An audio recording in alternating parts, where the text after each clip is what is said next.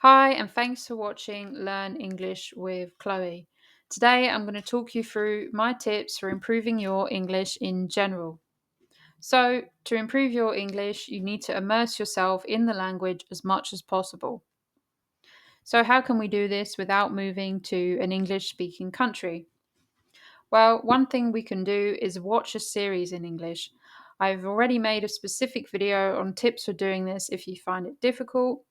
But obviously, watching videos in English, watching a series or films, or even just watching the news are all great ways to expose yourself to the language. Another thing we can do is read news articles in English. I will make a specific video on tips for doing this, but reading in English is, of course, another way to immerse yourself in the language, and it develops different skills than watching videos in English. If you don't like reading the news, you could read a book in English. The Harry Potter series is often referenced as a good starting point for beginners. But obviously, if your English is more advanced, you can read books that are more advanced as well.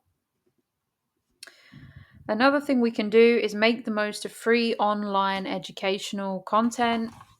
There are many websites with grammar explanations and exercises organized by English level that you can access for free. The BBC Learning English website and the Speak website, for example, are both great for this. And obviously, YouTube is also a great resource. Another thing we can do is listen to the radio or the music in English, or listen to a podcast in English. You can choose a podcast that is especially designed for English learners, such as the Espresso English podcast on Spotify, or you can just pick a podcast that is about a topic which interests you. Another option is to switch the language on your electronic devices, such as your laptop or your phone, into English. This is something that some of my more advanced students have mentioned to me that they have found useful for immersing themselves into the language. The key thing with all of these things is to be consistent in how often you're doing them.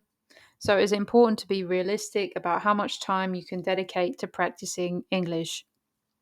And the other thing is to pick things to watch or listen to that you are genuinely interested in so that you don't get bored and demotivated from practicing the language. If you found this useful, let me know in the comments below and subscribe to my channel for more similar content. Thanks for watching. Bye.